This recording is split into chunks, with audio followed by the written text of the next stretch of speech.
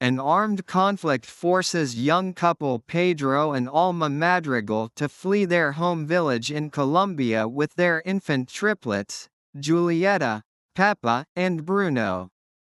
Pedro is killed, but the candle Alma carries gains a magical power that repels the attackers and creates Casita, a sentient house located in a magical realm bordered by mountains.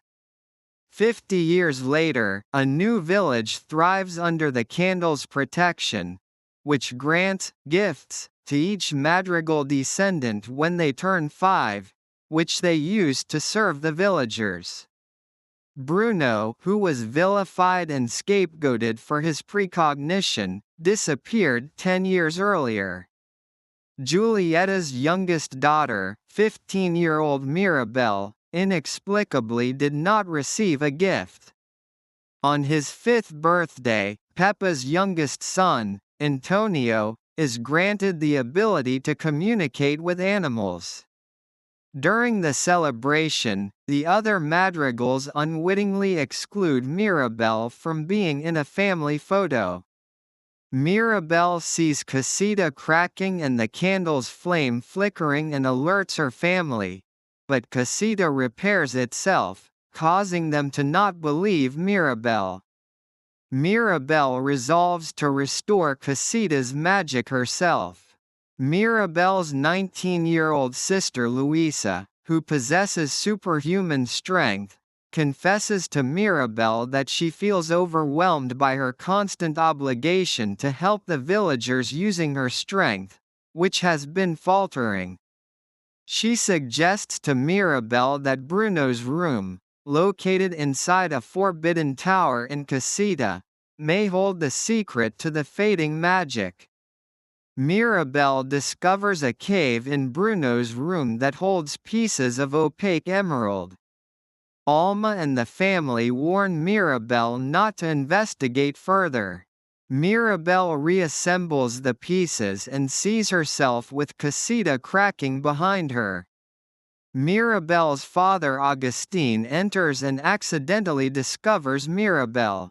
He warns her to keep the discovery a secret, but both of them are overheard by Pepa's daughter Dolores, who possesses supernatural hearing. Mirabel's 21-year-old sister Isabella, who can make plants and flowers instantly grow at will, is scheduled to be engaged to the Madrigal's neighbor Mariano Guzman. Amidst Mariano's proposal, an awkward dinner, and Dolores indirectly telling everyone about Mirabel's discovery, Casita begins to crack again, and everyone loses control of their gifts. Mirabel follows rats carrying the pieces of opaque emerald to a secret passage behind a portrait, where she finds Bruno. Bruno reveals he never left Casita, and his visions alternate between Mirabel saving Casita and destroying it, leading him to believe she is the key to the fate of Casita's magic. Not wanting Mirabel to be hurt, he destroyed the vision and isolated himself. At Mirabel's insistence, Bruno conjures another vision that depicts Mirabel and Isabella, who have a strained relationship, hugging, which strengthens the candle. Mirabel attempts to apologize to Isabella, who confesses she is burdened by her image of perfection and does not want to marry Mariano. Mirabel helps Isabella use her powers more freely and they hug. Alma arrives and furiously accuses Mirabel of causing the family's misfortunes out of spite for not having a gift. Mirabel denounces Alma's behavior and asserts that Alma's harmful expectations for her family are the true cause of Casita's malfunctioning. In the ensuing argument, Casita is demolished as the candle finally extinguishes, leaving the Madrigals powerless. Distraught, Mirabel runs away. Alma finds Mirabel tearfully sitting beside the river where Pedro was killed. Alma realizes that her obsession with preserving the magic made her oblivious to how her expectations and pressure were harming the family.